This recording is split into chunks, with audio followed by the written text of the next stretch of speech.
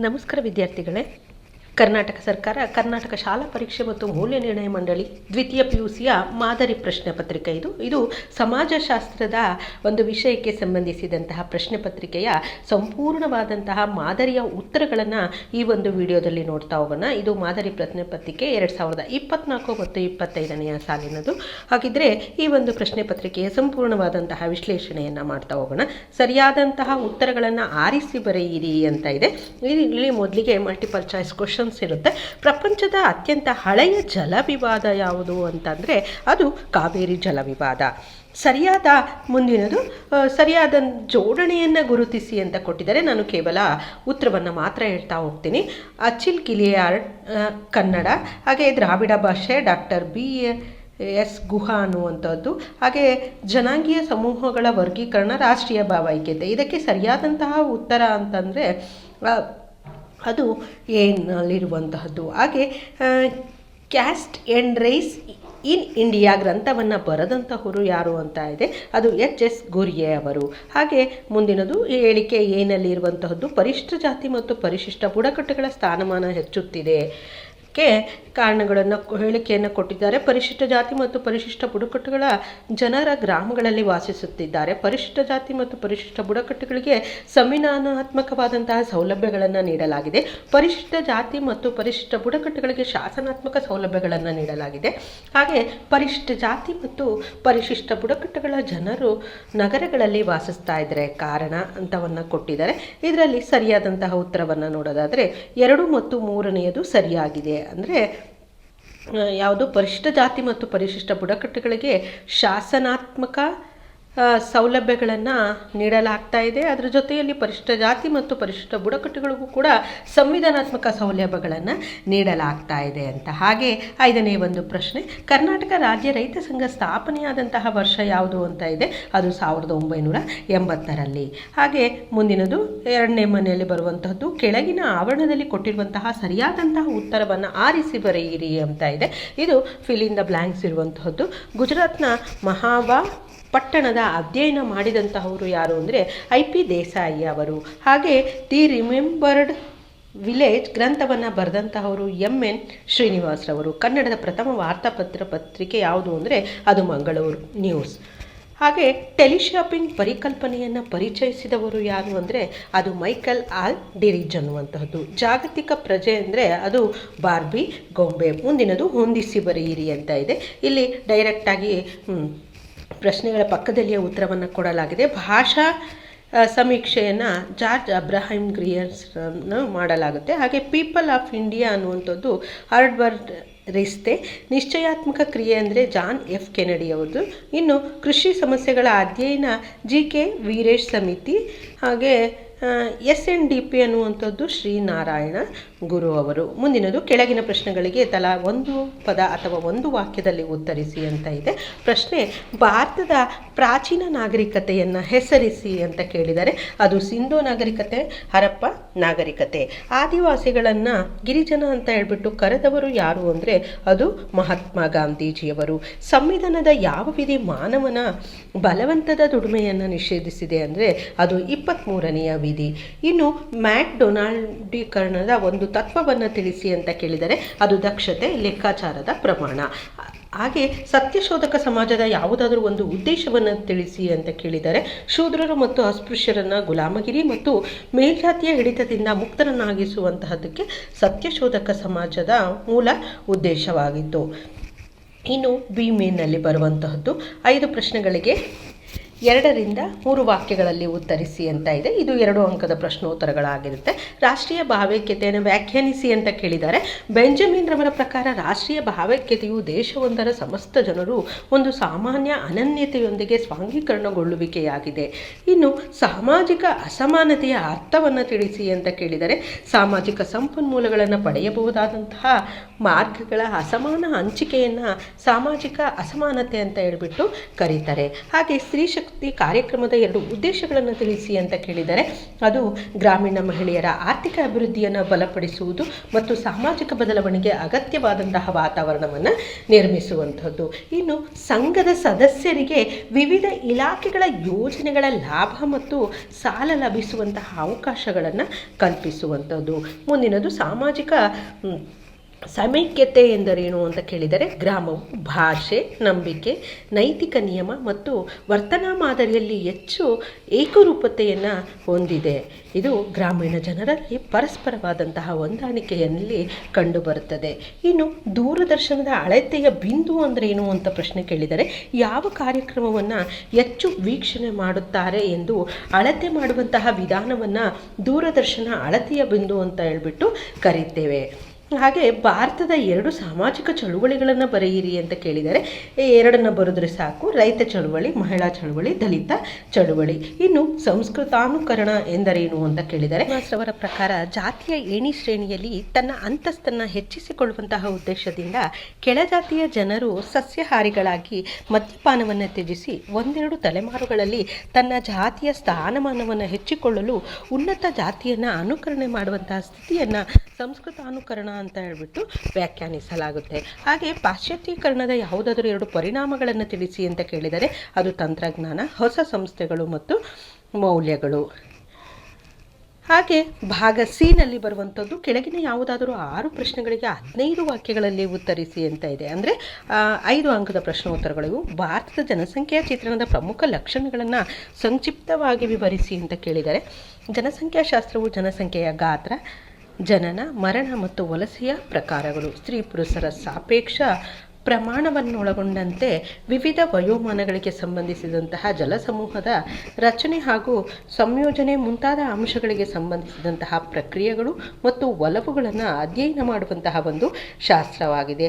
ಹಾಗೆ ಭಾರತದ ಜನಸಂಖ್ಯಾ ಶಾಸ್ತ್ರೀಯ ಚಿತ್ರಣದ ಪ್ರಮುಖ ಲಕ್ಷಣಗಳನ್ನು ಬರೆಯಿರಿ ಅಂತ ಹೇಳಿದರೆ ಅವು ಪ್ರಮುಖವಾದಂತಹ ಅಂಶಗಳನ್ನು ಇಲ್ಲಿ ವಿವರಣೆಯನ್ನು ಕೊಡ್ತಾ ಹೋಗಲಾಗಿದೆ. ಭಾರತೀಯ ಜನಸಂಖ್ಯೆಯ ಗಾತ್ರ ಮತ್ತು ಬೆಳವಣಿಗೆ. ಜಾಗತಿಕ ಭಾರತವು ಚೀನಾ ನಂತರದ 2ನೇ ಅತಿ ಹೆಚ್ಚು ಜನಸಂಖ್ಯೆ ಹೊಂದಿದಂತಹ ರಾಷ್ಟ್ರವಾಗಿದೆ. 2011ರ ಜನಗಣತಿಯ ಪ್ರಕಾರ ಭಾರತದ ಜನಸಂಖ್ಯೆಯು 121 ಕೋಟಿಯಷ್ಟು. ಹಾಗೆ 1901ರಿಂದ 1951ರ ಅವಧಿಯಲ್ಲಿ ಸರಾಸರಿ ವಾರ್ಷಿಕ ಬೆಳವಣಿಗೆಯ ಪ್ರಮಾಣವು 1.33% ಅಲ್ಪ ಪ್ರಮಾಣದ ಬೆಳವಣಿಗೆಯನ್ನು ದಾಖಲಿಸಿತು. ವಾಸ್ತವದಲ್ಲಿ 1911ರಿಂದ 1921ರ ಮಧ್ಯೆ ಶೇಕಡ 0.03% ಋಣಾತ್ಮಕ ಬೆಳವಣಿಗೆ ಕಂಡಿತ್ತು. ಇನ್ನು 1918ರಿಂದ 1919ರ ನಡುವೆ ಜನರನ್ನು ಬಾಧಿಸಿದಂತಹ ವಿಷಮ ಶ್ವೇತ ಜ್ವರವು ದೇಶದ ಒಟ್ಟು ಜನಸಂಖ್ಯೆಯ ಶೇಕಡ 5% ಜನರನ್ನು ಬಲಿ ತೆಗೆದುಕೊಂಡಿದ್ದೇ ಇದಕ್ಕೆ ಕಾರಣವಾಗಿದೆ. ಪ್ರಸ್ತುತ ನಮ್ಮ ದೇಶದ ಜನಸಂಖ್ಯೆಯು 130 ಕೋಟಿಗೂ ಹೆಚ್ಚಿದೆ ಎಂದು ಅಂದಾಜಿಸಲಾಗಿದೆ. ಇನ್ನು ಜನನ ಪ್ರಮಾಣ ಮತ್ತು ಮರಣದ ಪ್ರಮಾಣ ಅನ್ನುವಂಥದ್ದು ಜನಸಂಖ್ಯೆಯ ಬೆಳವಣಿಗೆಯು ಆಯಾ ದೇಶದ ಜನನ ಮತ್ತು ಮರಣದ ಪ್ರಮಾಣವನ್ನು ಒಳಗೊಂಡಿರುತ್ತದೆ. ಸ್ವಾತಂತ್ರ್ಯ ನಂತರ ಭಾರತದ ಜನಸಂಖ್ಯೆಯು ಗಣನೀಯವಾಗಿ ಹೆಚ್ಚಾಗತೊಡಗಿತು. 1961ರಿಂದ 1981ರ ಅವಧಿಯಲ್ಲಿ ಜನಸಂಖ್ಯೆಯು ಶೇಕಡ 2.2% ಏರಿಕೆಯನ್ನು ಕಂಡಿತ್ತು. ಅಲ್ಲಿಂದಾಚೆ ವಾರ್ಷಿಕ ಬೆಳವಣಿಗೆಯ ಪ್ರಮಾಣವು ಇಳಿಮುಖವಾಗಿದೆ. ಆದರೂ ಜನಸಂಖ್ಯೆಯ ವಿಷಯಕ್ಕೆ ಸಂಬಂಧಿಸಿದಂತೆ ಜಾಗತಿಕ ಮಟ್ಟದಲ್ಲಿ ಭಾರತವು ಅಭಿವೃದ್ಧಿಶೀಲ ರಾಷ್ಟ್ರಗಳಲ್ಲಿಯೇ ಮುಂಚೂಣಿಯಲ್ಲಿರುವಂತಹ ರಾಷ್ಟ್ರವಾಗಿದೆ. 1921ರಿಂದ 1931ರ ದಶಕದ ನಂತರ ಜನಸಂಖ್ಯಾ ಶಾಸ್ತ್ರೀಯ ಬದಲಾವಣಾ ಹಂತಗಳನ್ನು ಸ್ಪಷ್ಟವಾಗಿ ಗುರುತಿಸಲಾಗಿದೆ. ಅದು 1921ಕ್ಕಿಂತ ಮುಂಚೆ ಜನಸಮೂಹದ ಬೆಳವಣಿಗೆಯ ಪ್ರಮಾಣವು ಸ್ಥಿರವಾಗಿರಲಿಲ್ಲ. ಕೆಲವೊಮ್ಮೆ ಅದು ಹೆಚ್ಚಾಗ್ತಾ ಇತ್ತು ಮತ್ತು ಕೆಲವೊಮ್ಮೆ ಅದು ಕಡಿಮೆ ಆಗ್ತಾ ಇತ್ತು. ಆದ್ದರಿಂದ 1921 ಜನಸಂಖ್ಯಾ ಶಾಸ್ತ್ರೀಯ ವಿಭಜಕ ವರ್ಷ ಅಂತ ಹೇಳ್ಬಿಟ್ಟು ಕರೀತಾರೆ. ಇನ್ನು ಭಾರತದಲ್ಲಿ ಇಳಿಮುಖವಾಗ್ತಾ ಇರುವಂತಹ ಲಿಂಗಾನುಪಾತ ಅಂದರೆ ಲಿಂಗಾನುಪಾತವು ಜನಸಮೂಹದ ಲಿಂಗ ಸಮತೋಲನದ ಮಹತ್ವಪೂರ್ಣವಾದಂತಹ ಸೂಚಕವಾಗಿದೆ. 1,000 ಪುರುಷರಿಗೆ ಅನುಗುಣವಾಗಿ ಮಹಿಳೆಯರ ಒಟ್ಟು ಸರಾಸರಿ ಸಂಖ್ಯಾ ಪ್ರಮಾಣವನ್ನು ಲಿಂಗಾನುಪಾತ ಅಂತ ಹೇಳ್ಬಿಟ್ಟು ಕರೀತಾರೆ. ಇನ್ನು 1961ರಲ್ಲಿ ಲಿಂಗಾನುಪಾತವು 1941ರಷ್ಟಿದ್ರೆ 1991ರಲ್ಲಿ ಅತೀ ಕಡಿಮೆ ಎನ್ನಬಹುದಾದಂತಹ 927ಕ್ಕೆ ಕುಸಿತು. ನಂತರ 2001ರಲ್ಲಿ 933 ಮತ್ತು 2011ರಲ್ಲಿ 940 ಅಲ್ಪ ಪ್ರಮಾಣದಲ್ಲಿ ಏರಿಕೆ ಆಯಿತು. ಆದರೆ 2011ರ ಜನಗಣತಿಯ ಪ್ರಕಾರ ಮಕ್ಕಳ ಲಿಂಗಾನುಪಾತವು 914ಕ್ಕೆ ಕುಸಿಯಿತು. ಇನ್ನು ಮಕ್ಕಳ ಲಿಂಗಾನುಪಾತ ಕುಸಿಯಲು ಕಾರಣವಾದಂತಹ ಅಂಶಗಳು ಯಾವ ರೀತಿ ಇದೆ ನೋಡಿ. ಗರ್ಭಪಾತಗಳು ಮತ್ತು ಹೆಣ್ಣು ಶಿಶು ಹತ್ಯೆ, ಬಾಲ್ಯದಲ್ಲಿ ಹೆಣ್ಣು ಮಕ್ಕಳ ಪೋಷಣೆಯನ್ನು ನಿರ್ಲಕ್ಷಿಸುವುದು, ಪ್ರಸವ ಪೂರ್ವ ಲಿಂಗ ಪತ್ತೆಯ ತಂತ್ರಜ್ಞಾನದ ದುರ್ಬಳಕೆಯನ್ನು ಮಾಡಿಕೊಳ್ಳುವಂತಹದ್ದು, ಹಾಗೆ ಪಿತೃಪ್ರಧಾನ ಸಂಸ್ಕೃತಿ ಮತ್ತು ಗಂಡು ಮಕ್ಕಳ ವ್ಯಾಮೋಹ. ಭಾರತೀಯ ಜನಸಂಖ್ಯೆಯ ವಯೋರಚನೆ ಭಾರತದಲ್ಲಿ ಯುವ ವಯೋಮಾನದ ಜನಸಮೂಹವನ್ನು ಹೆಚ್ಚಾಗಿ ಹೊಂದಿದೆ. 1971ರಲ್ಲಿ ಕಡಿಮೆ ವಯೋಮಾನದವರು ಒಟ್ಟು ಜನಸಂಖ್ಯೆಯ 42% 2011ರಲ್ಲಿ ಅವರ ಸಂಖ್ಯೆಯು 29ಕ್ಕೆ ಇಳಿತದೆ. ಇನ್ನು 15ರಿಂದ 60 ವಯೋಮಾನದವರ ಪ್ರಮಾಣವು 53ರಿಂದ 63ಕ್ಕೆ ಅಲ್ಪ ಪ್ರಮಾಣದಕ್ಕೆ ಏರಿಕೆಯನ್ನು ಕಾಣಿತು. ಇನ್ನು 614 ವಯೋಮಾನದವರು ಪ್ರಮಾಣವು ಅತ್ಯಲ್ಪವಾಗ್ತಾ ಇದ್ದರೂ ಮುಂದೆ ಹೆಚ್ಚಾಗತೊಡಗಿತು. ಇನ್ನು 0ರಿಂದ 14 ವಯೋಮಿತಿಯ ಒಂದು ಜನಪದರಲ್ಲಿ ಕಡಿಮೆಯಾಗಲಿದೆ. ಒಟ್ಟು ಜನಸಂಖ್ಯೆಯಲ್ಲಿ ಯುವಕರ ಸಂಖ್ಯೆ ಹೆಚ್ಚಾಗಿದ್ದು ಅವರಿಂದ ದೊರೆಯಬಹುದಾದಂತಹ ಅನುಕೂಲವನ್ನು ಜನಸಂಖ್ಯಾ ಲಾಭಾಂಶ ಅಂತ ಹೇಳ್ಬಿಟ್ಟು ಕರಿತೇವೆ. ಹಾಗೆ ವಯೋಮಾನ ರಚನೆಗೆ ಸಂಬಂಧಿಸಿದಂತೆ ಯುವಕರ ಸಂಖ್ಯೆ ಹೆಚ್ಚಾಗಿರುವುದಕ್ಕೆ ಭಾರತಕ್ಕೆ ಅನುಕೂಲವಾಗಿ ಪರಿಣಮಿಸಿದೆ. ಸದ್ಯದಲ್ಲಿ ದುಡಿಯುವ ಜನಸಮೂಹವು ಪ್ರಮಾಣವು ಕೂಡ ಹೆಚ್ಚಾಗಿರುವುದರಿಂದ ಮತ್ತು ಹಳೆ ಪೀಳಿಗೆಯ ಜನ ಸಮೂಹದ ಪ್ರಮಾಣವು ಸಾಪೇಕ್ಷವಾಗಿ ಕಡಿಮೆ ಇರುವುದರಿಂದ ಅನುಕೂಲವಾಗಲಿದೆ. ಇನ್ನು ಭಾರತದಲ್ಲಿ ಹೆಚ್ಚುತ್ತಿರುವಂತಹ ಸಾಕ್ಷರತೆಯ ಪ್ರಮಾಣ ಅಂತ ಕೇಳಿದರೆ ಲಿಂಗ ಪ್ರಾಂತಗಳು ಮತ್ತು ಸಾಮಾಜಿಕ ಸಮೂಹಗಳಿಗೆ ಸಂಬಂಧಿಸಿದಂತೆ ಸಾಕ್ಷರತಾ ಪ್ರಮಾಣದಲ್ಲಿ ವ್ಯತ್ಯಾಸಗಳನ್ನು ಕಾಣಬಹುದು. ಪುರುಷರಿಗೆ ಹೋಲಿಸಿದರೆ ಮಹಿಳೆಯರ ಸಾಕ್ಷರತೆಯ ಪ್ರಮಾಣವು 20% ಕಡಿಮೆ ಇದೆ. ಅದರ ಮಹಿಳೆಯರ ಸಾಕ್ಷರತಾ ಪ್ರಮಾಣವು ಪುರುಷರ ಸಾಕ್ಷರತಾ ಪ್ರಮಾಣದಿಂದ ವೇಗವಾಗಿ ಹೆಚ್ಚಾಗುತ್ತಿದೆ. 2001 ಮತ್ತು 2011ರ ಅವಧಿಯಲ್ಲಿ ಮಹಿಳಾ ಸಾಕ್ಷರತಾ ಪ್ರಮಾಣವು 11.2% ಹೆಚ್ಚಾಯಿತು. ಅದೇ ಸಮಯದಲ್ಲಿ ಹೆಚ್ಚುತ್ತಿರುವಂತಹ ಗ್ರಾಮೀಣ ನಗರದ ವ್ಯತ್ಯಾಸಗಳು ಏನು ಅಂದರೆ ಪುರುಷ ಸಾಕ್ಷರತೆಯ ಪ್ರಮಾಣವು 6.2% 2011ರ ಜನಗಣತಿಯ ಪ್ರಕಾರ 68.8% ಆ ಜನರ ಗ್ರಾಮೀಣ ಪ್ರದೇಶದಲ್ಲಿ ವಾಸಿಸ್ತಾ ಇದ್ರು.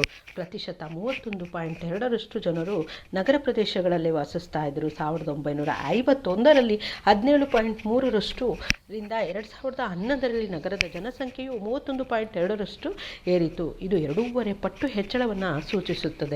ಆಧುನಿಕ ಅಭಿವೃದ್ಧಿಯ ಪ್ರಕ್ರಿಯೆಗಳು ಔದ್ಯೋಗಿಕ ನಗರ ಜೀವನಕ್ಕೆ ಸಾಪೇಕ್ಷವಾಗಿ ಗ್ರಾಮೀಣ ಕೃಷಿ ಆಧಾರಿತ ಜೀವನ ವಿಧಾನದ ಆರ್ಥಿಕ ಮತ್ತು ಸಾಮಾಜಿಕ ಮಹತ್ವವು ತಗ್ಗುವಂತೆ ಮಾಡ್ತದೆ.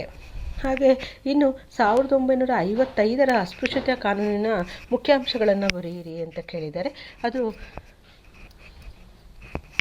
ಅಸ್ಪೃಶ್ಯತೆಯ ಕಾನೂನು 1955. ಈ ಕಾನೂನಿನ ಪ್ರಕಾರ ಕೆಳಕಂಡ ಅಪರಾಧಗಳು ಶಿಕ್ಷಾರ್ಹವಾಗಿದೆ. ಯಾವುವು ಅಂದರೆ ಅಸ್ಪೃಶ್ಯತೆಯ ಕಾರಣದಿಂದ ವ್ಯಕ್ತಿಗಳಿಗೆ ಸಾರ್ವಜನಿಕ ಪ್ರಜಾಸ್ಥಳಗಳಿಗೆ ಪ್ರವೇಶ ನಿರಾಕರಿಸುವಂಥದ್ದು ಮತ್ತು ಅಲ್ಲಿ ಪೂಜೆ ಸಲ್ಲಿಸುವುದಕ್ಕೆ ಅಡ್ಡಿಪಡಿಸುವಂಥದ್ದು, ಅಂಗಡಿ, ಸಾರ್ವಜನಿಕ ಉಪಹಾರ ಗೃಹಗಳು, ಸಾರ್ವಜನಿಕ ಆಸ್ಪತ್ರೆ, ಶೈಕ್ಷಣಿಕ ಸಂಸ್ಥೆಗಳು, ಸಾರ್ವಜನಿಕ ಮನೋರಂಜನಾ ಗೃಹಗಳಿಗೆ ಪ್ರವೇಶವನ್ನು ನಿರ್ಬಂಧಿಸುವಂಥದ್ದು, ಬೀದಿಗಳು, ರಸ್ತೆಗಳು, ನದಿ, ಬಾವಿ, ಕೆರೆ, ಸ್ಮಶಾನ, ಧರ್ಮಶಾಲೆಗಳು ಮುಂತಾದವುಗಳ ಬಳಕೆಗೆ ಮತ್ತು ಪ್ರದೇಶಕ್ಕೆ ಅಡ್ಡಿಯನ್ನು ಪಡಿಸುವಂತಹದ್ದು.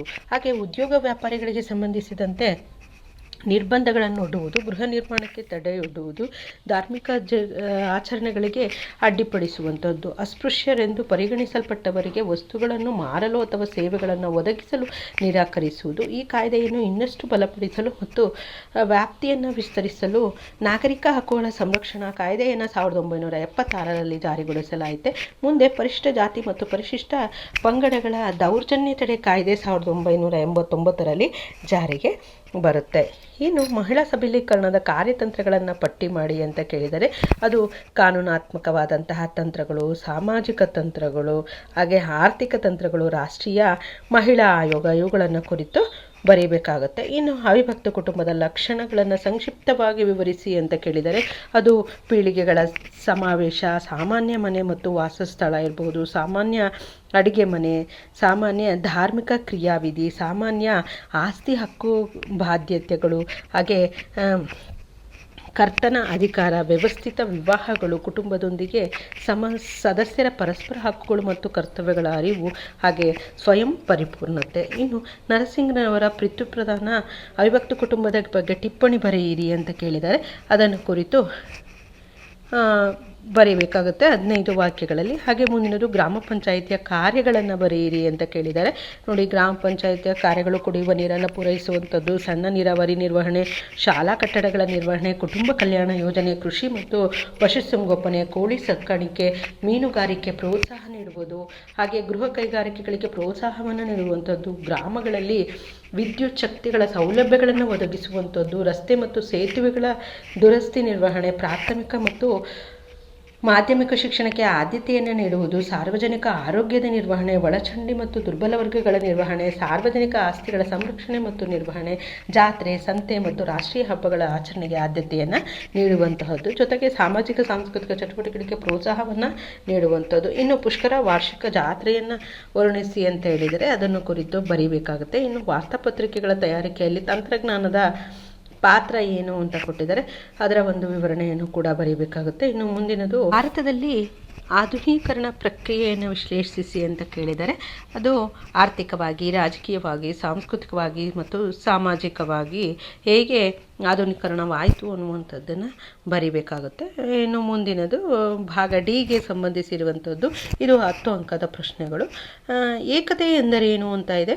ಭಾರತದ ಏಕತೆಯ ಬಂಧಗಳನ್ನು ವಿವರಿಸಿ ಅಂತ ಕೇಳಿದರೆ ಅದರಲ್ಲಿ ಬರುವಂತಹ ಅಂಶಗಳು ಅಂದರೆ ಪ್ರಾಂತೀಯ ಏಕತೆ, ಭಾಷಾ ಏಕತೆ, ಧಾರ್ಮಿಕ ಐಕ್ಯತೆ, ಹಾಗೆ ಸಾಂಸ್ಕೃತಿಕ ಏಕತೆಯನ್ನು ಕುರಿತು ವಿವರಣೆಯನ್ನು ಬರೀಬೇಕಾಗುತ್ತೆ. ಇನ್ನು ಜಾತಿಯನ್ನು ವ್ಯಾಖ್ಯಾನಿಸಿ ಅಂತ ಕೇಳಿದರೆ ಜಾತಿಯ ಸಾಂಪ್ರದಾಯಿಕ ಲಕ್ಷಣಗಳನ್ನು ವಿವರಿಸಿ ಅಂತ ಕೇಳಿದರೆ, ಹಾಗೆ ಅವುಗಳ ಲಕ್ಷಣಗಳನ್ನು ನೋಡೋದಾದರೆ ಜಾತಿಯ ಸಮಾಜದ ಹೋಳಾದಂತಹ ಭಾಗವಾಗಿದೆ. ಜಾತಿಯು ಶ್ರೇಣೀಕೃತವಾದಂಥದ್ದು, ಆಹಾರ ಮತ್ತು ಸಾಮಾಜಿಕ ಸಂಸರ್ಗಗಳಿಗೆ ಸಂಬಂಧಿಸಿದ ನಿರ್ಬಂಧಗಳು, ಹಾಗೆ ನಾಗರಿಕ ಮತ್ತು ಧಾರ್ಮಿಕ ಅರ್ಹತೆಗಳು ಮತ್ತು ವಿವಿಧ ವರ್ಗದವರಿಗಿದ್ದಂತಹ ಸೌಲಭ್ಯಗಳು, ವೃತ್ತಿ ಸಂಬಂಧಿತ ನಿರ್ಬಂಧಗಳು, ವೈವಾಹಿಕ ನಿರ್ಬಂಧಗಳು. ಈ ಮೇಲಿನ ಜಾತಿಯ ಲಕ್ಷಣಗಳನ್ನು ಕೆಳಕಂಡಂತೆ ವಿವರಿಸಲಾಗುತ್ತೆ. ಅಂದರೆ ಇವುಗಳನ್ನು ವಿವರಣೆಯನ್ನು ಕೊಡಬೇಕಾಗುತ್ತೆ. ಹಾಗೆ ಮುಂದಿನದು ರೈತರ ಆತ್ಮಹತ್ಯೆಯನ್ನು ತಡೆಗಟ್ಟಲು ಸರ್ಕಾರ ಕೈಗೊಂಡಂತಹ ಇತ್ತೀಚಿನ ಕ್ರಮಗಳನ್ನು ವಿವರಿಸಿ ಅಂತ ಕೇಳಿದರೆ ನೋಡಿ, ಇದು ಇಂಪಾರ್ಟೆಂಟ್ ಆಗಿರುವಂತಹ ಪ್ರಶ್ನೆ. ಸಾಲ ಮನ್ನಾ ಮತ್ತು ವಿನಾಯಿತಿಯನ್ನು ಕೊಡುವಂತಹದ್ದು, ಅತ್ಯಧಿಕ ಬಡ್ಡಿದರದ ಕಾಯ್ದೆ 2004ರಲ್ಲಿ ಆಯಿತು. ಹಾಗೆ ರೈತರ ಸಂಕಷ್ಟಗಳಿಗೆ ಪ್ರತಿಕ್ರಿಯೆಯನ್ನು ನೀಡುವಂಥದ್ದು, ಆರೋಗ್ಯ ವಿಮಾ ಯೋಜನೆ, ಬಡ್ಡಿದರದ ಇಳಿಕೆ, ಪರಿಹಾರ ನೀಡುವಂತಹ ನೀತಿಯ ಪುನರ್ವಿಮರ್ಶೆ, ಮಾಹಿತಿ ಸೌಲಭ್ಯ, ಬೆಳೆ ವಿಮೆ ಮತ್ತು ಬಿತ್ತನೆ ಬೀಜಗಳ ಮೇಲೆ ಸಬ್ಸಿಡಿಯನ್ನು ಕೊಡುವಂತಹದ್ದು, ಜಲಾನಯನ ಅಭಿವೃದ್ಧಿಯ ಕಾರ್ಯಕ್ರಮ, ಮಾರುಕಟ್ಟೆ ಮಧ್ಯ ಪ್ರವೇಶ ಯೋಜನೆಯ ಪುನರ್ವಿಮರ್ಶೆಯನ್ನು ಮಾಡುವಂತಹದ್ದು. ಹಾಗೆ ಭಾರತದಲ್ಲಿ ಹಿಂದುಳಿದ ವರ್ಗಗಳಾದ ಚಳುವಳಿಯನ್ನು ಇತ್ತೀಚಿನ ಬೆಳವಣಿಗೆಗಳೊಂದಿಗೆ ವಿವರಿಸಬೇಕು ಅಂತ ಕೇಳಿದ್ದಾರೆ. ಅದು ಸ್ವಾತಂತ್ರ್ಯ ಪೂರ್ವ ದಲಿತದ ಚಳುವಳಿಗಳಾದಂಥದ್ದು, ಹಾಗೆ ಸ್ವಾತಂತ್ರ್ಯದ ನಂತರ ದಲಿತ ಚಳುವಳಿ, ಇವುಗಳನ್ನು ಕುರಿತು ವಿವರಣೆಯನ್ನು ಬರೀಬೇಕಾಗುತ್ತೆ. ಇಷ್ಟು 2025ನೇ ಸಾಲಿನ ಒಂದು ಸಮಾಜಶಾಸ್ತ್ರದ ಮಾದರಿ ಪತ್ರಿಕೆಯ ಸಂಪೂರ್ಣವಾದಂತಹ ಉತ್ತರವಾಗಿತ್ತು. ಇವುಗಳನ್ನು ನೀವು ಇವುಗಳನ್ನು ಕುರಿತು ಚೆನ್ನಾಗಿ ಅಭ್ಯಾಸ ಮಾಡಿದರೆ ನೀವು ಪರೀಕ್ಷೆಯಲ್ಲಿ ಸುಲಭವಾಗಿ ಅಂಕಗಳನ್ನು ಪಡೆಯುವುದರಲ್ಲಿ ಯಾವುದೇ ರೀತಿಯಾದಂತಹ ಅನುಮಾನ ಇಲ್ಲ. ಧನ್ಯವಾದಗಳು. All the best for exam.